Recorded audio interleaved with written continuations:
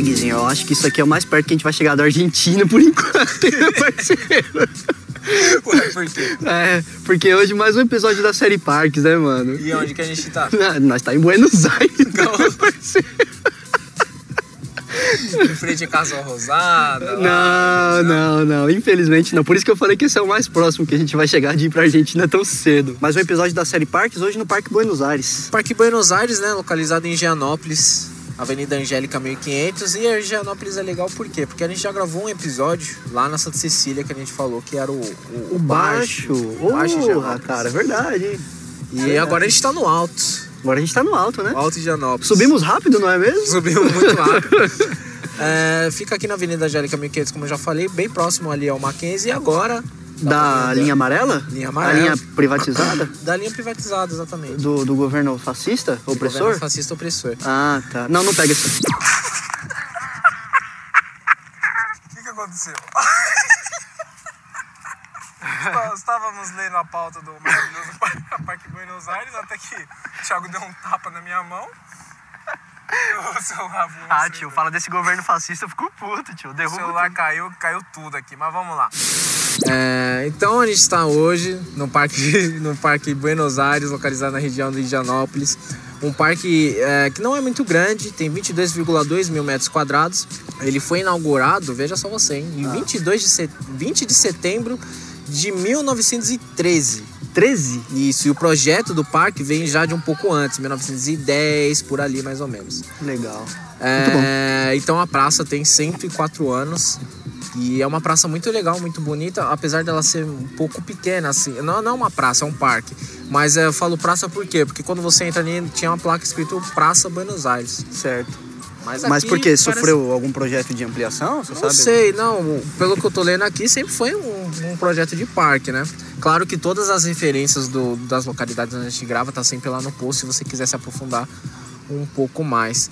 Exato. E é um parque legal e o que chama atenção é os relevos, né? Tem muito relevo aqui, muito alto, baixo. Muito lindo, mano. Muito bom mesmo. Gostei bastante. E aí o projeto vem de 1912, né? Quando a Prefeitura de São Paulo, encabeçada aí pelo atual prefeito da época, que era o Raimundo da Silva Duprá. Em 1912, né, a prefeitura desapropriou uma área na região central aqui da cidade e inaugurou no dia 20 de setembro a Praça Higienópolis. Praça Higienópolis. E aí, por algum motivo, o nome depois foi alterado, né, em setembro do mesmo ano, inclusive. O nome foi alterado para Praça Buenos Aires, o que eu não vejo muito sentido. Aqui na região de Higienópolis a gente tem uma comunidade judaica que mora aqui já há muitos anos, né? Sim. E é engraçado que aqui durante a construção do bairro, as ruas todas em voltas aqui tem nome dos estados do Nordeste. Então a gente veio ali pela Rua Piauí, tem a Rua Bahia um pouco mais lá embaixo. E tem ruas com o nome dos estados da Bahia. E aí você tem uma Praça Buenos Aires, no meio do nada. Pra mim não faz muito sentido. Eu acho que tinha nomes mais legais pra colocar. Isso aí tem cara do governo patriarcal. Aí você acha, então foi porque foi desenvolvido o projeto, o paisagismo por um argentino? Não. O urbanista e paisagista francês Joseph Antoine Bouver foi contratado para projetar a construção de parques e praças de São Paulo na época e também participou do planejamento da construção desse parque praça. E é mais um parque praça da série Parques. E por enquanto o nível de bichos aqui tá bem baixo. Tá baixo, né? Tá baixo, Tá, sei lá, tá menor que um, né? Diria. Menor que um. E é um parque super legal. Tem muitas obras aqui, né? Dá pra fotografar bastante, tomar um sol. Fotos aí na postagem. Temos site, Guilherme? Acho que tem, um tal de www.podpah.com.br. Exatamente, ou também pode ver as fotos no Instagram, se vocês preferirem, @podpahsp, certo? Isso, exatamente, podpahsp. Podpahsp, acessem lá, se quiserem falar com a gente no site também tem lá um formulário para contato, vocês podem entrar em contato com a gente. E lembrando que sempre a série Parques, né, além de mostrar nossa cidade, a gente também visa trazer parques que fiquem próximos de transportes públicos, né? Porque a gente não conta que todo mundo tem carro, assim como nós não temos, a não ser nosso amigo Guilherme, que deixou o carro em Itanhaém. Eita, essa história é longa. Itanhaém, mas nosso foco é sempre trazer parques próximos de pontos de ônibus ou de estações de metrô. E esse aqui é um parque extremamente próximo. Sempre mostrando o lugar, né? Como pode chegar. Em São Paulo tudo é perto. Tudo é perto. Bastante disposição. Vamos lá, isso aí. Bora lá, então. Mais um episódio especial da série Parques. Então, a gente tá num parque muito bonito, muito legal e que não foi privatizado ainda, né? Ué, mas por que esse papo, velho? Privatização? Porque a gente tinha o ex-prefeito de São Paulo que tinha uns planos de privatizar muitos parques. Ex-prefeito? Mas prefeito é um cargo político, né? Esse cara não era político, ele era gestor. Um gestor. Gestor. Gestor. Então a gente vai falar de quem? Acho que é do famoso João Dória. Doritos. Engraçado que a gente achava que... A gente sempre dá nomes carinhosos para todos os Teminho, amigos nossos. Lulitos. São pessoas que a gente gosta de dividir o nosso lazer, ter nosso grupinho no Telegram. Porque para você ter amizade com político, tem que ser no Telegram. Por medida de segurança. Exatamente. Até porque estouraram vários assuntos aí, foi tudo pelo Zap. E aí é complicado. Aí a gente troca ideia com eles pelo Telegram, mas não foi a gente que deu o apelido carinhoso de Doritos pro nosso querido Dória. Eu jurava que tinha sido eu, cara. Não, e foi nosso amigo Levi Fidelix, que já chamava Doritos. Já chamava Doritos? Já. Há muito tempo atrás. E estava eu, menino pacato, estudando para a pauta, porque eu preparo a pauta antes do programa, né? É verdade. Então, eu fazendo a pauta e estava vendo que Dória foi listado como uma das 100 pessoas mais influentes do Brasil, segundo a Isto É. Eu acho que foi a edição de 2014, se eu não me engano. Eu vi essa notícia e falei, super interessante, né? Não, isso aí é outra revista. É verdade, cara. Olha o delay. Olha o delay aí. Aí eu falei, vou buscar. Vamos ver, né, como que era a lista nessa época. Okay. E olha que interessante os nomes que apareciam na lista, né? Em primeiro lugar, a gente tinha Eike Batista, empresário. Muito influente. Influentaço. Né? Influenciou várias propinas aí, viu? Pois é. Depois a gente tinha na lista também Gilberto Kassab. Essas eram as 6 pessoas influentes de São Paulo, do Brasil na época. Certo. 2014. A gente legal, só gente limpinha. Gente limpa, cara. Ricardo Teixeira, ex-presidente da CBF. Não, esse aí, cara... Não, olha, eu acho que a CBF é a única instituição brasileira que a gente não pode falar nada. Não. Na verdade? Porque é limpíssima. Limpíssimo. Ironia, galera. Vocês só vão entender quando tiver mais de 20 anos. Outra que é uma empresa muito limpíssima e fez muito pelo Brasil, né? Só que o nome do cara é pouco conhecido, Marcelo Odebrecht. Eu nunca ouvi falar. Conhecido. Mas essa era a lista dos 100 mais influentes e Dória aparecia entre eles bem antes de pensar em campanha, em qualquer coisa. Mas enfim, hoje nós falaremos sobre analisar porque João Dória deixou a prefeitura de São Paulo para concorrer ao governo do estado de São Paulo, né? Deixou a prefeitura da cidade de São Paulo e vai concorrer agora ao governo. E por que a gente resolveu falar dele? Não é nossa intenção aqui, a gente fala muito sobre política, sobre políticos, sobre o cenário político atual brasileiro, mas não é nossa intenção ficar falando de prefeitos de São Paulo, dos cargos de São Paulo, apesar que a gente é sim um podcast, entre aspas, bairrista, falamos sobre a nossa cidade, é um podcast itinerante de São Paulo, mas nossa ideia aqui falar sobre a análise do Dória. Por quê? Porque ele é um cara que muita gente botou muita fé, né? Porque ele é um cara fora da política, não é um político como ele se autodeclarava. Exato. Era um outsider, como as pessoas gostam de falar. Um outsider. E muita gente de São Paulo e fora de São Paulo também depositaram muita fé nele, tanto que ele chegou a pleitar uma possível candidatura à presidência, viajou o Brasil todo aí, fazendo uma pré-campanha. E assim, a gente pega os índices de pesquisa, ele sempre aparecia ali entre os principais concorrentes ali para disputar a presidência. Então ele é uma figura que vai vir a ser importante para o cenário político brasileiro. Então vamos começar agora que ele já governou São Paulo por 2 anos ou menos, 1 ano e meio praticamente. Agora a gente tem dados sobre ele, tem informações, e a gente vai avaliar como que foi a gestão, porque a gente, talvez se você está escutando esse podcast e não mora em São Paulo, a gente vê as informações e consegue viver as informações porque a gente está aqui. E aí a gente vai fazer uma análise do governo para a gente conseguir analisar o Dória e quem sabe fazer um prospecto aí. Exato. Se ele é bom, se ele é ruim mesmo. E além de tudo isso, vale muito a pena falar dele em específico, né? Porque foi um político que não estava com muita projeção e do nada o cara estourou ganhando no primeiro turno. Então, sim, é muito válido falar. E um dado importante é que, bom, a gente pode chegar até a debater qualquer hora sobre o nível de investimento durante o pleito eleitoral. O Dória bateu o recorde, foi a campanha que mais arrecadou do Brasil, em toda a história da democracia. Sério? 9 milhões foram investidos na campanha dele. Desses 9, 4 milhões foram do bolso dele. E o resto foi doação de partido e tal. Legal. E isso também contribui bastante, né? Porque o cara tem mais flexibilidade para estar fazendo sua campanha e se divulgar mais. Exato, com certeza. E além do que, ele tem uma carreira que facilita isso, né? Ah, com certeza.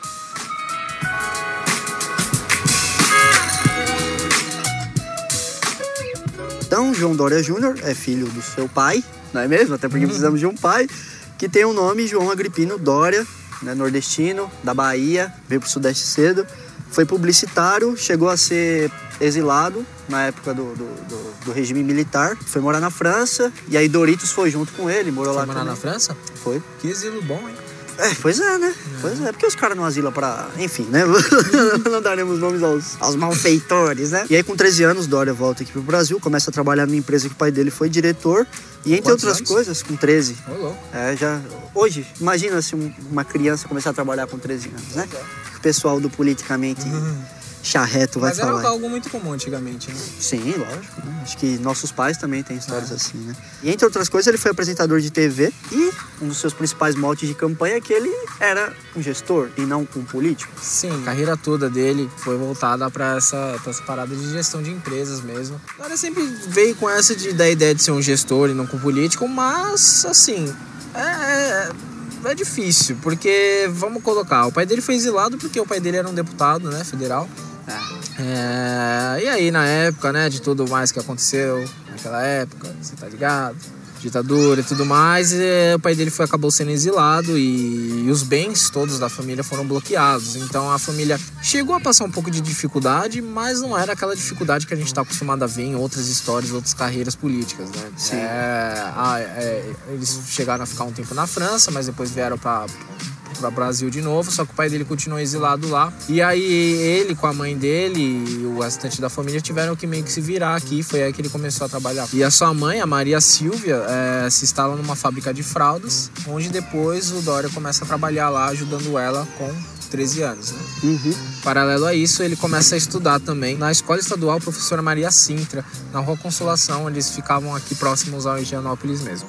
Ah, que legal, faz todo sentido, legal, né? Faz todo sentido, não foi planejado isso. Isso não foi, isso não foi. Ele é formado pela FAAP, Comunicação Social, e depois, né, conseguiu um emprego, um estágio ali para trabalhar já na TV, onde ele foi se desenvolvendo e começou a trabalhar na TV, dirigiu alguns programas posteriormente, começou a sua empreitada para criar empresas de marketing, empresas de comunicação. Então ele vem desse grupo, o Grupo Dória, que é hoje, tem várias empresas de consultoria para outras empresas, gerindo imagens, marketing, empresas e tudo mais, e ele construiu a sua riqueza a partir daí. Não foi nada que ele teve da família dele, que já tinha uma condição, ele conseguiu voltar pro zero e sair do zero para uma condição ainda melhor. Claro que não tem, assim, ele voltou pro Brasil, mas voltou já morando num bairro bom, estudando numa escola boa e tal, então não querendo jogar a meritocracia, mas ele teve algumas facilidades sim, tanto que o primeiro estágio, os primeiros empregos que ele conseguiu foi fornecido por amigos que eram do pai dele, então a família dele veio pra cá, mas tinha essa comunicação. Tinha os contatos, mas certo. É interessante ver isso porque é um cara que atualmente se julga de direita, né? De direitista liberal, né? Mas a família dele sofreu com a perseguição política da ditadura militar. Então, quando a gente fala de direita e da direita, não quer dizer que todo mundo da direita apoia o que foi a ditadura militar. Tem vários contrapontos referentes a isso aí. Exato. Ele também trabalhou em diversas editoras e lançou diversos jornais aí, revistas como A Caviar, Empresarial, Arena, Fórum em Negócios, Mulheres e Líderes e tal. E também já trabalhou na Embratur. Aí começa a carreira política dele, que ele fala que não é um político, mas já teve uma participação política sim. Ele trabalhou na Embratur entre 86 e 88. E durante esse período que ele trabalhou na Embratur, ele, quando o presidente era o Sarney, ele teve todo um projeto de marketing para atrair bastante turistas para cá no Brasil, que era algo que estava meio em baixa na época. Uhum. E aí a Embratur, durante esse período que ele presidia, foi acusada, né, por diversos meios de comunicação na época e tal, por usar imagens meio banalizadas do Brasil.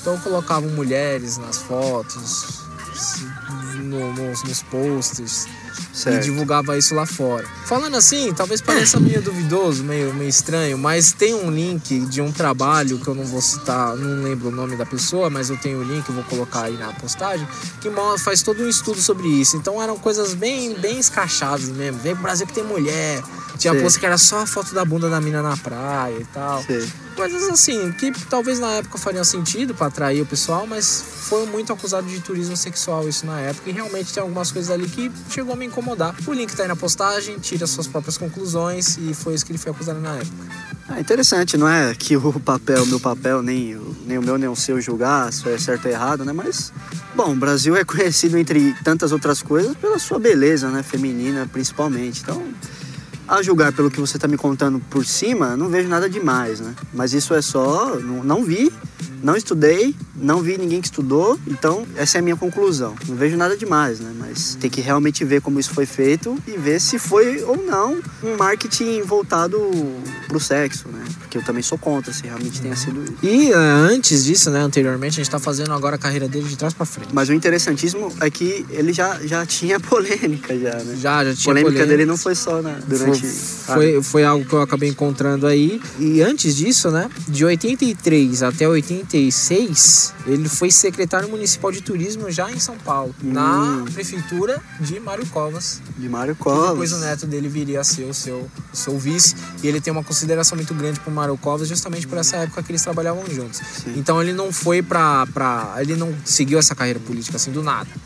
Ele já tinha um trabalho envolvido com marketing, já era uma pessoa bem influente no Brasil na época, já tinha bastante revistas, trabalhava bastante, e aí ele foi chamado para compor a Prefeitura de São Paulo, e da Prefeitura de São Paulo ele foi chamado para fazer o mesmo trabalho a nível federal. Esse lado do marketing dele a gente vê muito presente, a gente viu muito presente durante a gestão dele, né? Durante a prefeitura dele. Ele diz que é prefeitar. A gente vê muito esse aspecto de marketing dele, porque a gente via propaganda sobre a cidade limpa, sobre o asfalto novo, sobre os CTAs, que agora acolhem animaizinhos também, cachorros e tal. Então, foi fortíssimo, né?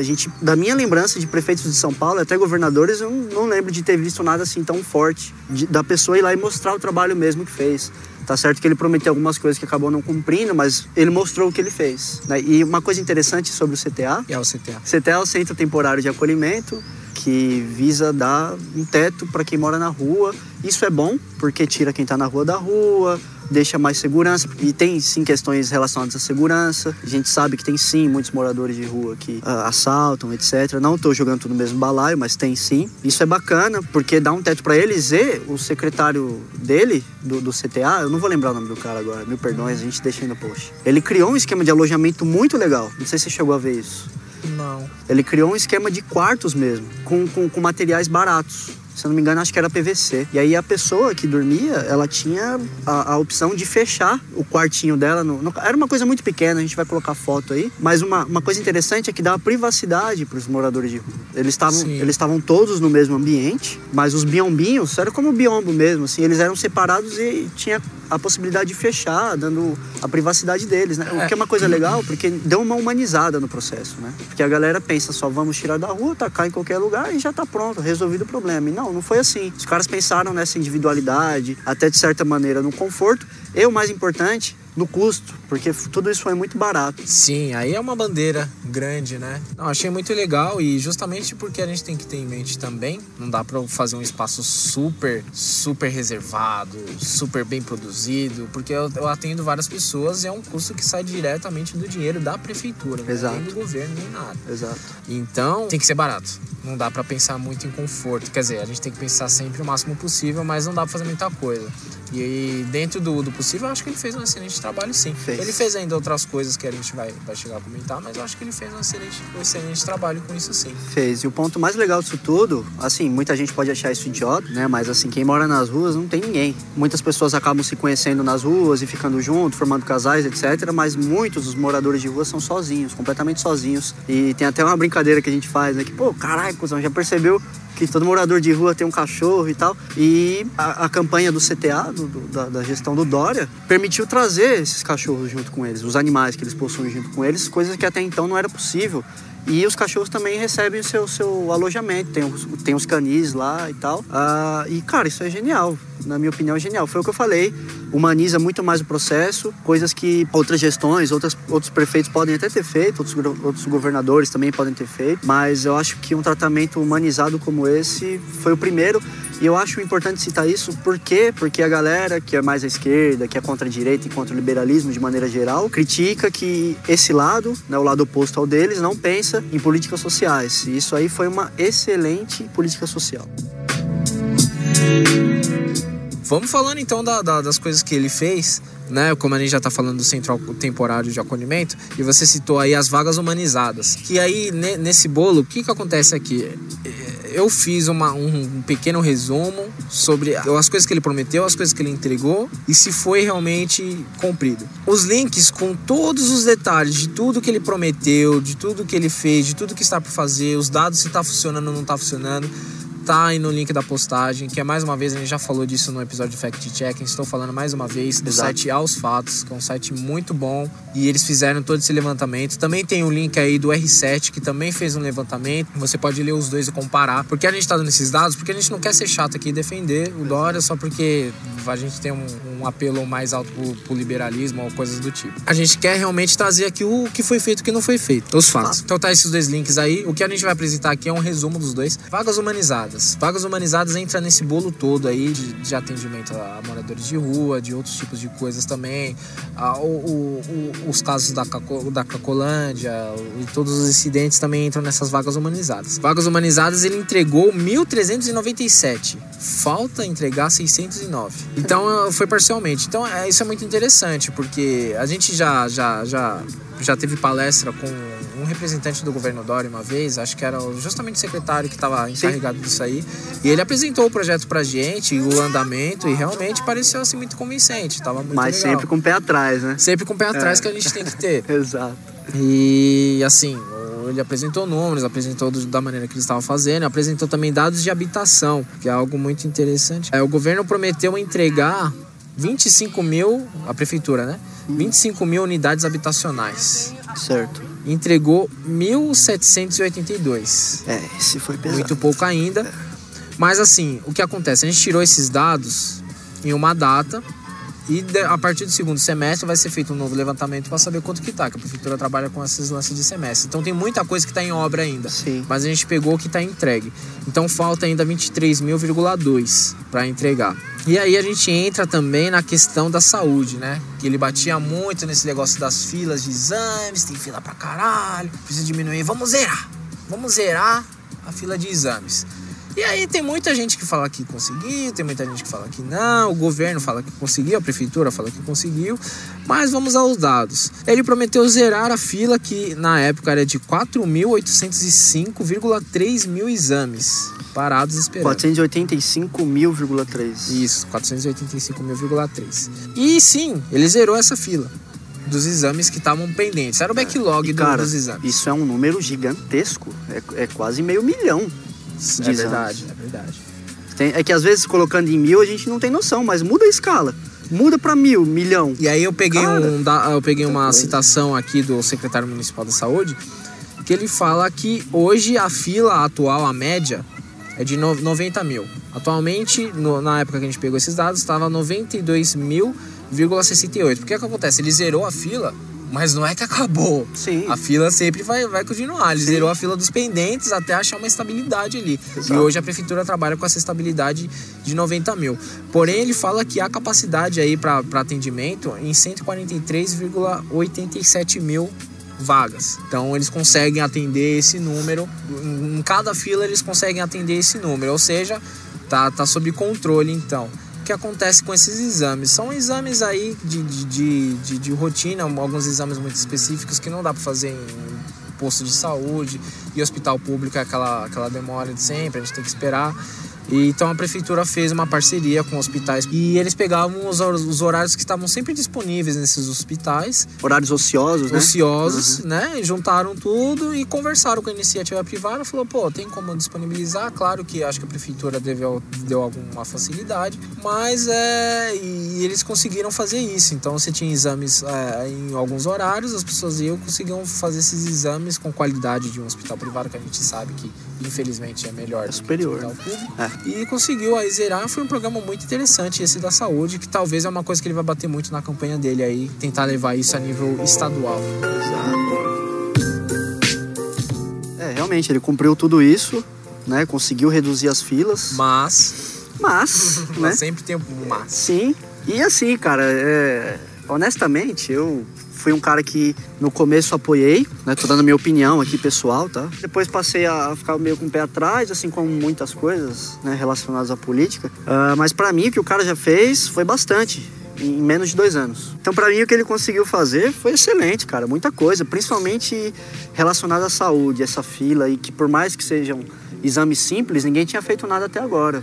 Ou pelo menos ninguém tinha resolvido. Os planos sempre foram construir mais inventaram um monte de coisa aí, mas nunca resolveu propriamente dito. Então, mas o legal é que ele pensou numa forma de fazer isso sem construir nada. Isso, com entendeu? Os Ou seja, com o mínimo de recurso possível e com a parceria público-privada, que eu acho que é uma coisa que só tem a beneficiar os cidadãos. Mas ele prometeu, aí entra o mas, ele prometeu a integração dos hospitais de São Paulo e isso não foi cumprido, né? A gente também tem que falar as verdades aqui, não é mesmo? Pois mas falando da saúde, ele também prometeu a contratação de 800 médicos. Exato. Ele entregou 647. Porra, falta mais um pouquinho, porque bastante. A gente sabe que é muito chato contratar médico, por ter que fazer diário oficial, publicar. Nossa, é um trão horrível, não, mas outra, enfim. Essa contratação, se ela for pública, acho que deve ter concurso, né? Isso aí demora. Nossa, então, demais ser chamado e tal. Então a gente colocou aqui como parcialmente, mas já é um número bem excelente, cara. Bem bom, né? Excelente, assim. Bem bom. E aí teve um plano que era o Doutor Saúde das carretas. Esse eu não conhecia, sabe o que é? Eu acredito que já vinha junto na época do Haddad. Eram carretas que paravam em determinados bairros periféricos de São Paulo e ali você conseguia fazer muitos exames. Tipo uma base móvel da polícia? Sim. Aí você conseguia fazer alguns exames ali. E já ia adiantando muita coisa. Dessas carretas ele prometeu 32, mas entregou 12. Então a gente também colocou parcialmente aí. Mas já pelo menos tem alguma coisa já colocada. Então a gente percebe que no campo de saúde, que foi algo que o Dória bateu bastante, ele conseguiu fazer bastante coisa, né, cara? Conseguiu. E isso tudo a gente tem que analisar que foi num período muito curto de governo. Muito curto, cara. menos de 2 anos, né? Menos de 2 anos. Menos de 2 anos, então... Menos de 1 ano e meio, se for pôr na ponta do lápis. O cara, ele conseguiu fazer uma coisa em meio mandato, né? Vamos arredondar para meio mandato. Ele conseguiu fazer coisas que, honestamente, eu não vi outros prefeitos preocupados, até governadores, né? Porque um dos problemas aqui da política do Brasil é que nego faz o discurso lindo, o discurso político que você quer ouvir, mas não faz nada. Outra coisa que ele fez também, que eu particularmente achei excelente, foi a Cidade Limpa. Sim. Para limpar, vamos deixar bem claro que foi a Cidade Limpa. Os grafites de São Paulo e as pichações, sendo que esses grafites... Você tá acabando com a arte de rua, cara. Sendo que esses grafites... Os grafites que foram apagados, que foram sobrepostos, eram grafites que já estavam em estado de depredação ou que já foram pichados também. Ou seja, do que adianta você deixar um grafite lindo que tá todo cagado por cima? Na minha opinião, não adianta de nada. São Paulo é uma cidade conhecida pela sua diversidade. E, mano, tem muita coisa linda de arte aqui em São Paulo. Então vamos deixar as coisas que estão bonitas de arte. Não vamos deixar a galera que zoou a arte que era bonita e deixar essa arte que um dia foi bonita e hoje tá zoado, entendeu? Na minha opinião, isso foi uma boa ação do Dória, que foi muito criticada, ferrenhamente criticada pelos cidadãos. Certo, Mas por que foi criticada? Você quer que eu fale pra você? Pode falar. Você quer do outro lado? Bom, entra também em um papo que a gente já conversa em off e que eu fiz um artigo no site, tá linkado aí também, que a direita não sabe falar. A direita não sabe chegar e trocar ideia. Excelente post, hein? Excelente. Vocês devem ler, viu, galera? O que acontece? Esse plano foi divulgado porque o Dória ele bateu em duas coisas na campanha, que era a revitalização de São Paulo e a questão da saúde. Foram duas coisas que foram muito batidas por ele. E aí ele bateu sempre nessas teclas. Só que quando ele foi desenvolver esse plano, que foi uma das primeiras coisas, acho que quando ele acordou prefeito, ele já foi pra rua pintar a pichação. Pichação. Deixar isso claro. Não, mas grafites pichados também, porque sim, ele cobriu vários grafites, sim. Só que o que acontece, ele não conseguiu comunicar isso. Falar, a gente vai fazer isso assim, desse jeito. A gente vai eliminar as pichações, as coisas que estão depredadas, as artes que estão depredadas. Não, ele só falou que ia apagar, né? Ia revitalizar de uma maneira bem chula. E o que aconteceu? A esquerdinha, né? Nossa gloriosa esquerda usou isso a seu favor e logicamente conseguiu. Assim, eu critiquei muito o Dória porque se fosse eu, o que eu faria? Falei, tem um grafite pichado aqui, certo? Eu vou tirar. Primeira coisa, fazer uma reunião com os principais grafiteiros de São Paulo. Vamos fazer uma reunião, pô. Prefeitura, não precisa de não, você não pode falar comigo, fala com o meu secretário. Precisa disso. Vem aqui, vamos trocar uma ideia. Vocês querem participar do Cidade Limpa? Chama os grafiteiros pra participar. Vocês querem participar? Vamos participar. Então ali que tá sujo, tá zoado, eu vou pintar. E você vai fazer. Você vai e faz o grafite. Porque o que acontece? Na cultura da pichação, que existe uma cultura muito errada, diga-se de passagem, se existe um grafite, as pessoas respeitam a arte e não picha em cima, na maioria das vezes. E principalmente se ela estiver bem cuidada. É uma regra que eles têm lá entre eles. Mais ou menos. É uma regra que eles têm lá entre eles. Nem sempre funciona, mas é isso. E faltou essa coisa, entendeu? Ele começou o governo já me atraindo porque ele tinha chamado a Soninha pra participar. Sim, que ela foi secretária de alguma coisa referente a moradores de rua, esse esquema assim, de habitat. E de esquerda.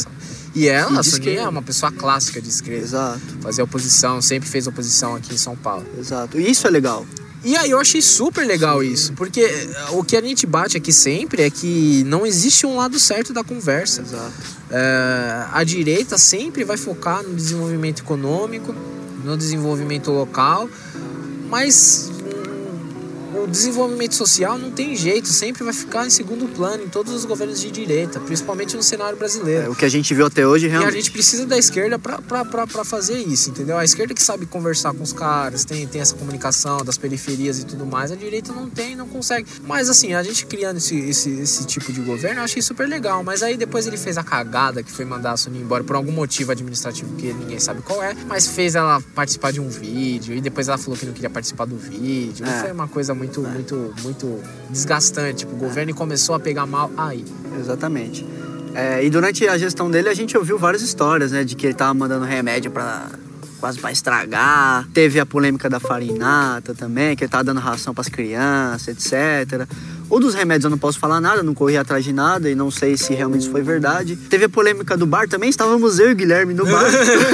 Comemorando aí o lançamento do site. O lançamento do Podpah, do site do Podpah. Chegamos no bar, falamos... Vamos tomar uma breja para comemorar a Paulistana, a famosa a Paulistana. Aí chegamos... O bairro da Penha. O glorioso bairro da Penha, um bairro muito legal aqui de São Paulo. E aí a gente chegou lá, né? O bar tava sem mesas, né? Do lado de fora, a gente já tinha ido naquele bar, já tinha sentado fora. Sabíamos que tinha a possibilidade de ter mesa, chegamos lá e falamos pro cara. E aí, Revolta, tem como sortar uma mesa? Famoso MC, igualzinho, meu tia dele. E aí... Um abraço pra tia do MC. Um abraço pra tia. E pro tio também, fica de olho, hein? E aí o cara soltou um comentário ácido, né? Falou, se o nosso querido prefeito João Dória não barrasse, deixar cadeiras e mesas do lado de fora na calçada, eu até poderia colocar isso aí pra você. Não sabemos se isso é verdade ou não. Eu pelo menos não fui atrás mais uma vez. Vocês, como sempre, vão atrás. Até depois porque ele chegou... Que se foda. Põe a mesa aí, se levar multa é nóis. Exato. No final, acabou colocando a mesa, não entendemos mais nada, só bebemos e fomos embora. Eu deixei a mochila lá com os episódios e tudo. E aí... Ou seja, ele teve uns percalços, né?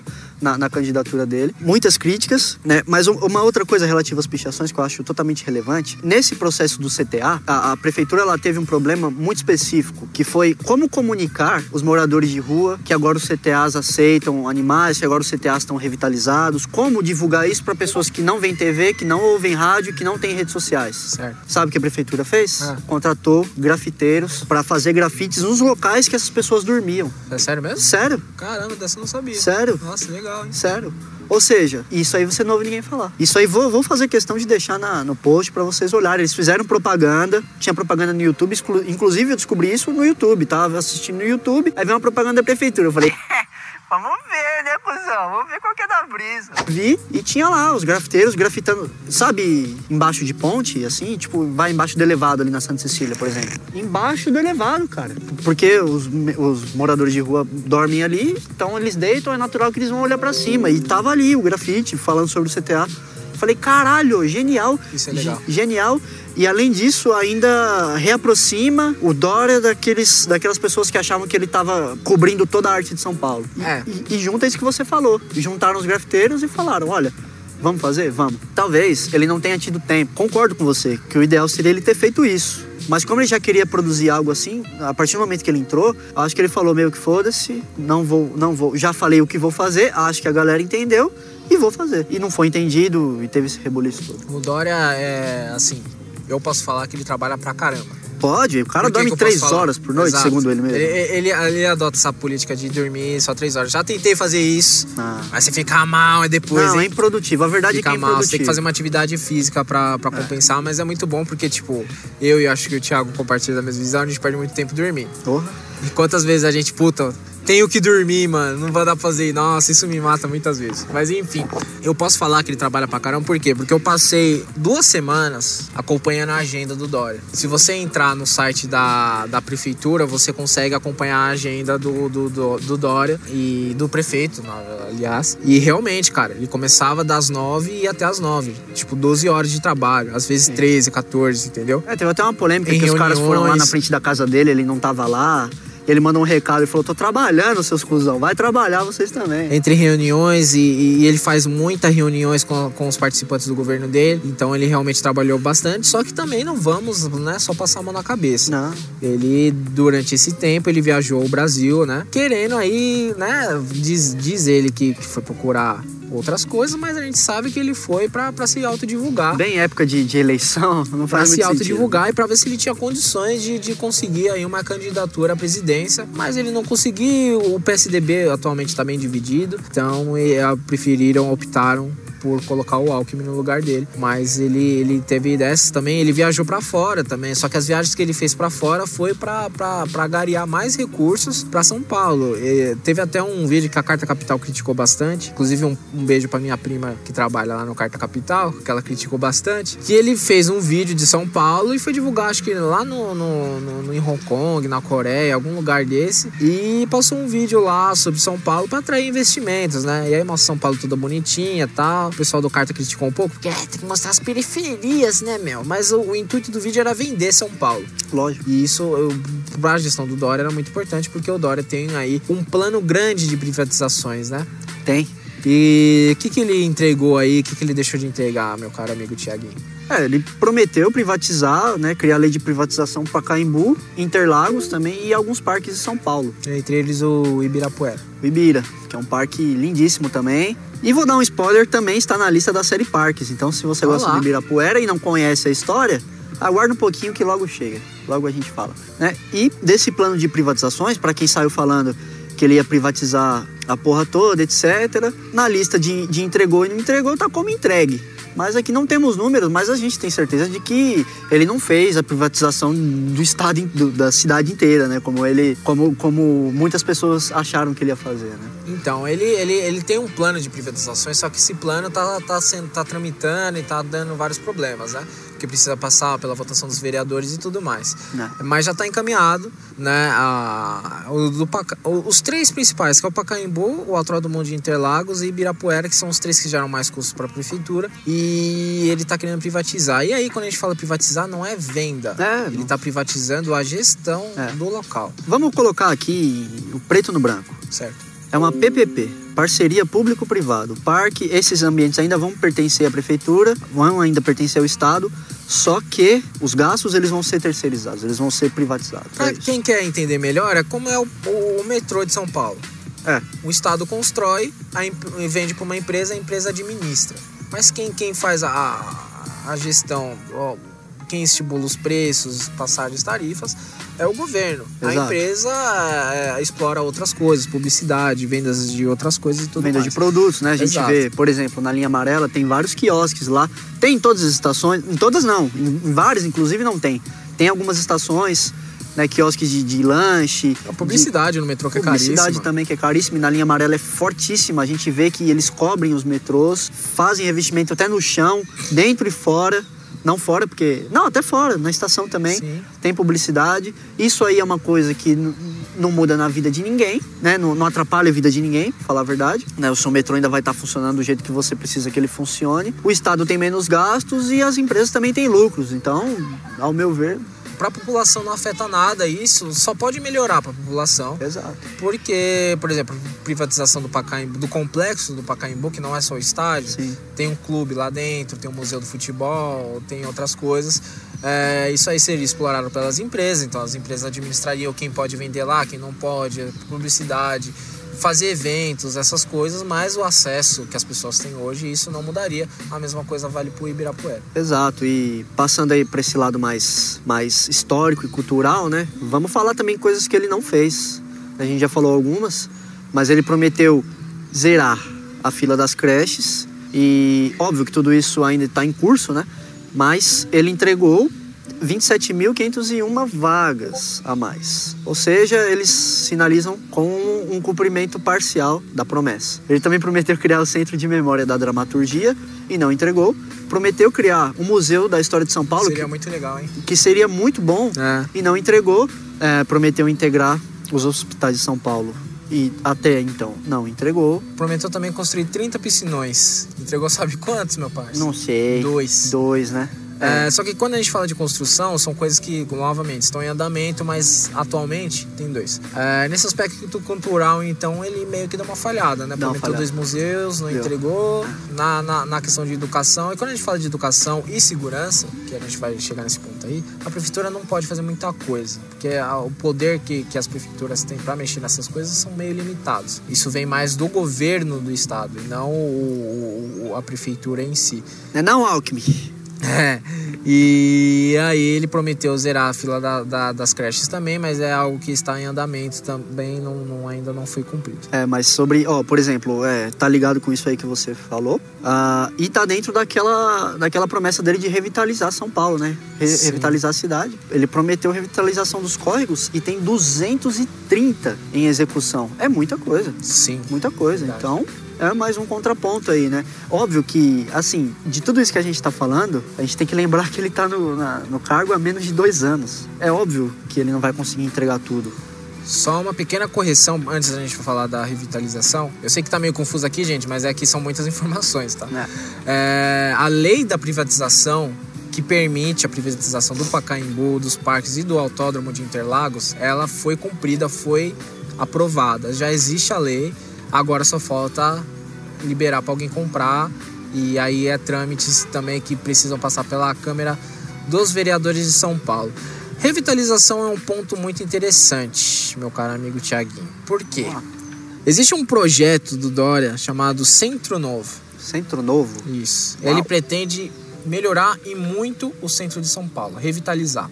Dentre as regiões que estão nesse projeto, Parque Dom Pedro, Mercado Municipal, que também está nessa da privatização, Luz, bairro da Luz, Praça Júlio Prestes, Santa Cecília, gloriosa Santa Cecília, que estávamos lá, o Baixo Higienópolis, que estávamos lá esse tempo. Hoje a gente está em outro local, na verdade. O Arouche, Praça da República e a Praça Roosevelt. A Roosevelt não sei se precisa tanto, a Roosevelt é legal. Engraçado. As esquerdinhas dominam a Roosevelt. Engraçado o Centro Novo, mas ele tá mexendo no Centro Velho de São Paulo aí, que é a Luz. Né? Não, o nome do programa sim, eu tô fazendo só uma brincadeira. E ele é encabeçado o projeto é encabeçado por o urbanista famoso Jamie Lerner. Ele prevê economia criativa para essas regiões. Tá vendo, esquerda? Olha o Dória aí fazendo economia criativa. É aquele negócio de tipo, sabe? coisinhas, vender coisinhas, plantar aqui, vamos comer coisas orgânicas e tal. E qual é o problema, não é verdade? Vou te falar o problema. Criar bulevares em São Paulo. O que são bulevares? São aquelas avenidas bem amplas, com muitas árvores, coisas bem bonitas. E criar um circular do centro. Esse circular do centro seria um meio de transporte, mais ou menos, tá? Bem mais ou menos. É um meio de transporte que ainda não foi definido qual vai ser. Mas certo. Podemos imaginar que seria como se fosse aqueles ônibus que tem em Nova York, que são abertos, as pessoas vão indo, visitando os lugares e tal. Algo parecido também com o que a gente tem em Londres, com aqueles ônibus vermelhos também. É um tipo de transporte característico da cidade que passar entre essas regiões do centro, certo. Promovendo mais facilidade de transporte. As pessoas, por exemplo, vão num lugar, conseguem ir em outro e tal. Isso aí me lembrou dos bondes, os antigos e famosos. Então, bondes. Ainda não foi decidido. Talvez venha a ser bonde, eu não sei. Vamos ver. E o que acontece?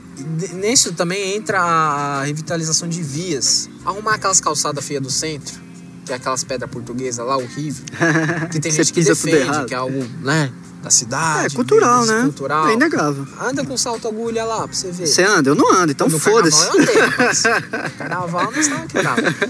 É horrível aquele piso, né? E tudo bem, tem gente que acha que é cultural, que é do espírito da cidade. Senta numa cadeira de rodas e vai andar lá no centro. Realmente. Então, assim, precisa muito dessa revitalização. Eu vi muita gente criticando essa revitalização, dizendo que o centro de São Paulo não precisa ser revitalizado.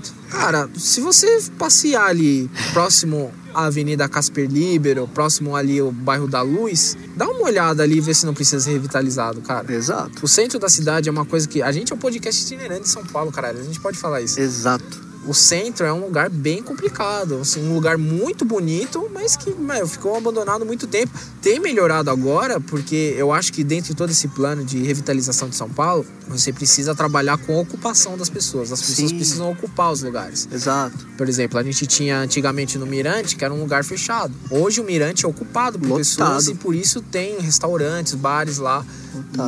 E olha como mudou só pelo fato das pessoas ocuparem, entendeu? Tem outras regiões de São Paulo que é a mesma coisa também. Exato. Então, a ocupação é um negócio muito, muito importante. Sim, mas precisa trabalhar junto também. Para ocupar esses lugares, principalmente do centro de São Paulo, você tem que melhorar a segurança pública. Sim. Porque por mais que sejam, sim, lugares lindos, lugares que têm uma história riquíssima, são lugares com um déficit de segurança enorme. Exato. Você anda ali pelo Brás, você anda muito desconfiado. Eu sei porque eu já trabalhei lá. Inclusive você é um cara que morou no centro, você pode falar um pouco mais sobre isso? Morei no centro. Assim, na época que eu era criança, não tinha tanta coisa não, cara, falar a verdade, viu? Eu andava de bicicleta de noite, ali pela Praça Roosevelt, ali pelo Anhangabaú. E aí? Tinha sim um clima chato, mas eu, como criança na época, eu não sentia nenhuma preocupação, não. Hoje eu sinto se eu andar por esses lugares, em horários mais noturnos. Final de tarde, começo da noite, assim. E sim, tem sim esse problema de segurança. A gente sente isso, a população sente. Se você perguntar isso para quem passa ali pelo Parque Dom Pedro também, que é um lugar que liga muitas regiões de São Paulo, liga Sapopemba, lugares extremamente longes e necessários. É um polo muito forte ali também de empregos, ali a Praça da República, que é bem perto do Parque Dom Pedro. Então... O Parque Dom Pedro também precisa muito de... Precisa, né? Falando do Centro Velho, né? A Luz, o Museu de Língua Portuguesa, teve incêndio e tal. Então são lugares sim que precisam de uma atenção, só que também precisam de uma atenção de segurança, porque... Para as pessoas poderem frequentar, como o Guilherme muito bem elucidou, deixou muito bem claro, as pessoas precisam se sentir seguras, entendeu? Precisa ter sim um policiamento. Hoje no Brasil você vê bastante polícia, mas mesmo assim, malandro dá um jeito para tudo, né, cara? E precisa desse tipo de ação para começar a pensar no frequentamento. E você vê, a gente teve notícias recentes do Brás, o nível de assaltos que estava lá. Exato. Principalmente ali no viaduto da Santa Efigênia. Como é que é aquele viaduto que passa frente ao Serasa ali? Esqueci o nome. Que vai pra Santa Efigênia ali, também tem assalto pra caramba. Aí mesmo assim, tem polícia no local, mas é coisa de tipo, o policial olhar pro lado, solta do outro. Exato, porque é muito cheio. Porque é o nível de perigo que tá. E aí a gente vai falar um pouquinho sobre a segurança, né? O governo Dória prometeu aí a diminuição de 10% dos crimes em São Paulo até 2020. internet. E aí a gente vai atentar aos números. 10% é muito pouco, a gente for ver o nível de crimes que a gente tem em São Paulo. Ele conseguiu aí diminuir 5,96% dos roubos, isso os registros, tá? 5,96% dos roubos e diminuiu 9,2% dos boletins de ocorrência. Certo. Quando a gente fala disso, são números bem sensíveis, por quê? Porque tem muita gente que é assaltada e não faz registro nenhum. Então é difícil mensurar, mas a prefeitura não tem como mensurar o que não é registrado. Então, dentre os registros, ela conseguiu fazer isso aqui. Até porque não vamos ser cuzões, mas eu tenho vários relatos, inclusive eu sou um deles, de que se hoje você for numa delegacia para fazer o boletim de ocorrência, o cara vai falar que só faz pela internet. O cara vai falar que agora dá para fazer pela internet, etc. E, tem muita gente que ainda não tem acesso à internet, por exemplo, né? E sim, se você tá lá, acho que nada custa, né? Mas enfim. Exato. São Paulo tem registros de 400 mil casos de crimes. E se for cumprida essa meta de 10%, vai cair para 3 mil e uns quebrados. 300 mil e uns quebrados. Então tem 400 mil e uns quebrados. Se cair para 10%, vai cair para 360 mil e uns quebrados. Então ainda tem muita coisa, cara. E assim, a prefeitura não pode fazer muita coisa, que a prefeitura gerencia o GCM, os guardinhas. Exato. Os guardinhas não têm poder de fazer muita coisa. Então, vamos ver se agora no governo ele consegue ampliar. Exato, só tem um problema, né? Ele prometeu bastante coisa que ainda não foi cumprida e ele largou o cargo. Ele saiu do cargo. Exato, vamos falar sobre isso. Isso aí me preocupa um pouco.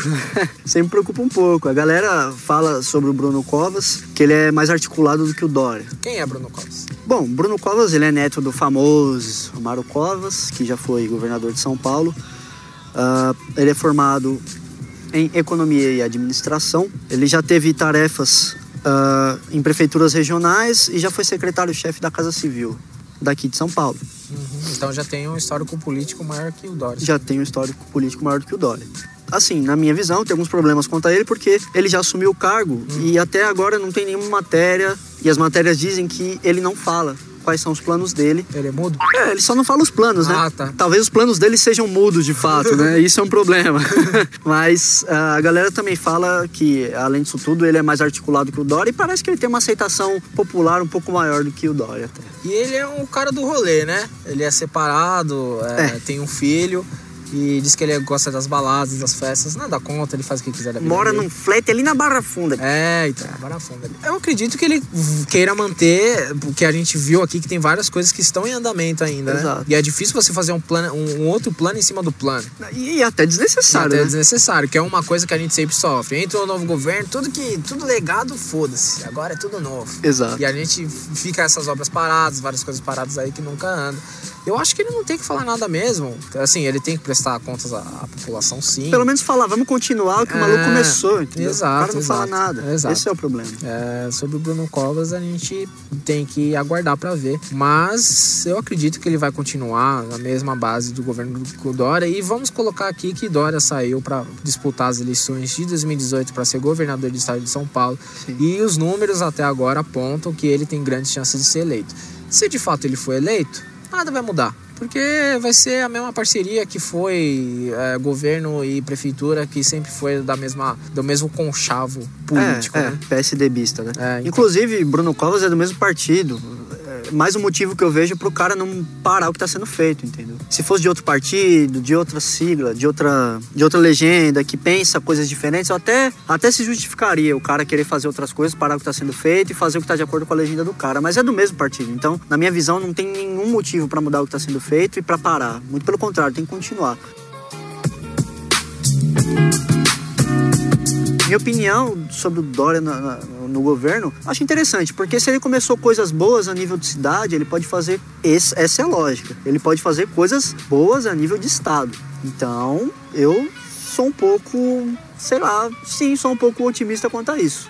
Embora Dória tenha tropeçado um pouquinho durante sua prefeitura, a gente falou aqui, a gente deu fatos de que ele fez bastante coisa, deixou de fazer algumas também, mas fez bastante coisa. Então, acho que seria legal, porque o Alckmin não fez porra nenhuma, vamos ser honestos. O Alckmin, ele é criticado por todos os lados, seja da direita ou da esquerda. Sua opinião? Não, essa não é minha opinião, não. O Alckmin é criticado por muitas pessoas.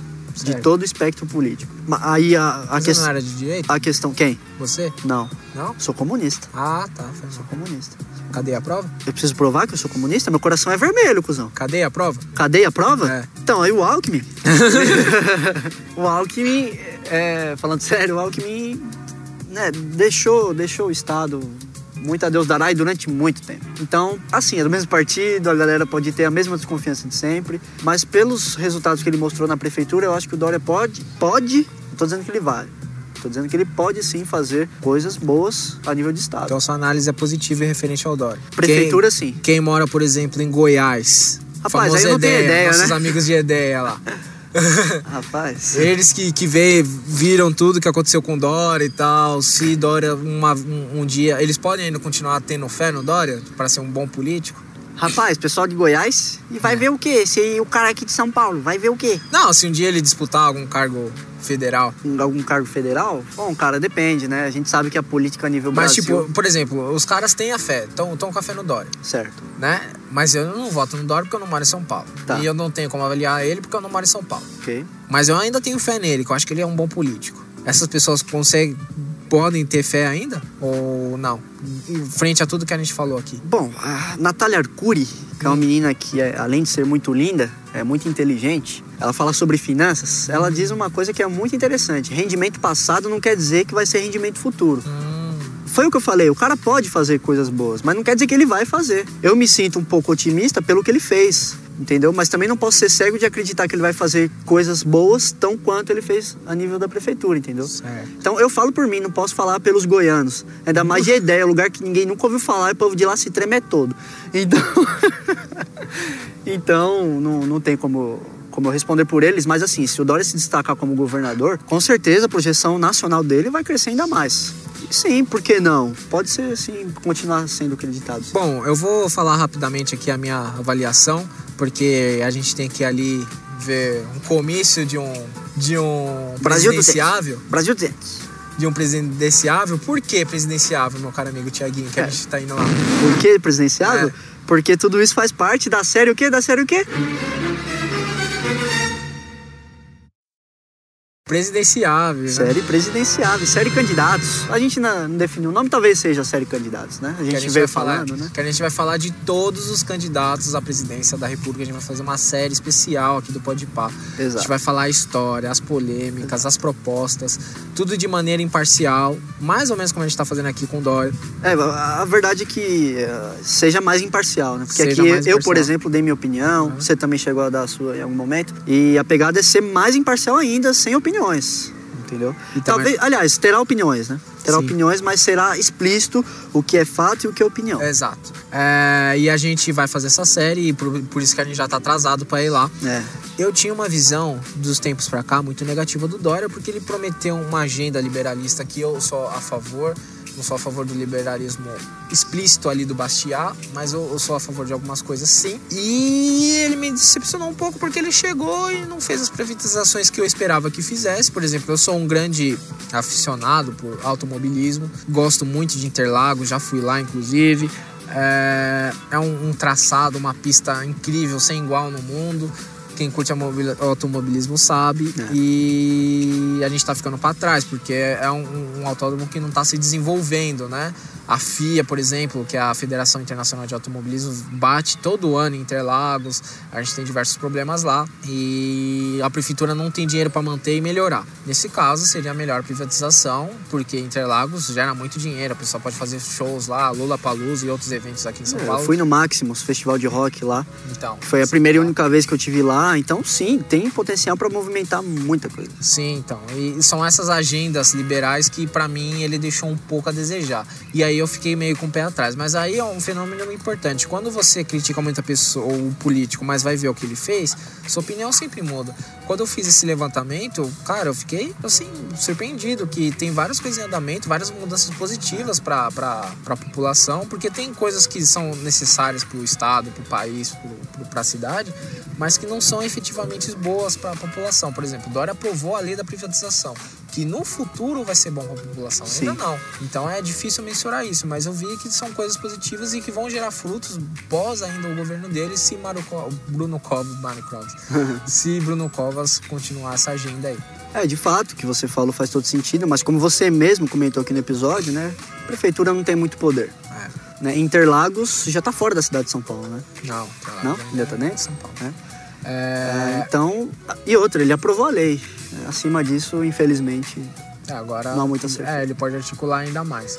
Mas assim, a gente tá vendo que o São Paulo realmente tá sendo gerido como se fosse uma empresa em muitos aspectos. Sim. Trazendo pessoas que são boas. Você tem, cara, você trabalha nisso na sua empresa e é bom nesse tipo de gerenciamento, como foi o secretário de habitação lá que a gente teve palestra, traz o cara. Você é bom em tecnologia, traz o cara para fazer algum trampo de tecnologia para a prefeitura, entendeu? Exato.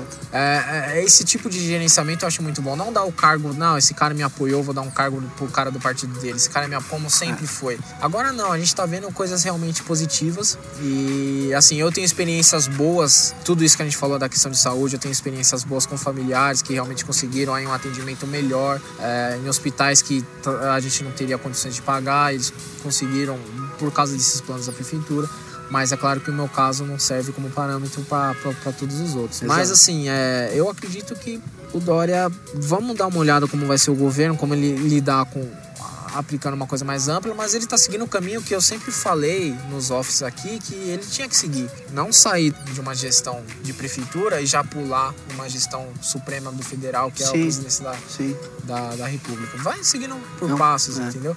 O que é bom até para ele ir ganhando experiência. E ele está seguindo esses passos. Então eu acho que sim. Se você defende essas pautas que ele defende, eu acho que é bem interessante. Eu acho que dá para ter fé nele ainda assim. É claro que ele tem todos os problemas. Não estou defendendo aqui a pessoa. Sim. Mas o que ele fez está sendo positivo. Inclusive isso. Poderia ser melhor, sem dúvida, mas está sendo. Inclusive isso é um ponto muito importante aqui. A gente está falando o nome Dória, o nome Bruno Covas, por exemplo, mas a gente está sempre querendo se referir aos feitos, não à pessoa. Uma coisa que o Arthur, mamãe falei, fala que eu acho que é muito importante, a gente tem que apoiar ideias e não pessoas. Que as pessoas nos traem a qualquer momento. Ele não fala isso de traição, mas eu adicionei e faz todo sentido. Estejam cientes de que esse trabalho que a gente está fazendo, de falar mais sobre política, e que vai sim se aprimorar e se aprofundar muito mais com a série Candidatos, a gente está falando sobre as ideias e não sobre as pessoas em si, ok? As ações e as ideias, primordialmente. E acho que tá na hora, né? Na hora do quê? Tá na hora da gente ir lá ver o famoso Flávio Rocha. Flávio Rocha? Flávio Rocha. Vai falar o nome assim? Eu vou, né? Vai estar na série Candidatos também. Mas a gente tem que esperar mais um pouco ainda. Esperar mais um pouco? Vai vir mais um cara com a gente. Vai vir mais um cara? Quem que é? O Som, né, parça? O Som? É. Olha ele subindo ali. Ixi, tá subindo. Olha, o tamanho é grande, hein? Subiu rápido, hein? Falou, galera. Bom, aqui só colocando um adendo que a gente acabou esquecendo de falar na gravação, então eu tô fazendo aqui rapidinho e o editor coloca aí. Uma das principais características de destaque da gestão Dória foi que a parceria dele com empresas privadas, né? Então, muitos projetos ele conseguia fazer parceria com empresas privadas, com diversas empresas, e conseguia fazer obras e coisas para a população sem nenhum custo ou custo mínimo para a prefeitura. Então, a gente teve construções de pontes, jardins e outras coisas que foram aí feitas com parceria público-privado. Um sistema de gestão bem interessante, mas bem suspeito também, porque a prefeitura não gasta um centavo e as empresas fazem isso de livre e espontânea vontade. O que o Dória se defende sobre isso é dizendo que ele senta com as empresas e as empresas têm vontade de contribuir para a cidade onde elas estão instaladas e fazem essas doações e a empresa só gere o serviço. Mas será que não cobra nenhuma contrapartida? Ou a gente ainda vai descobrir?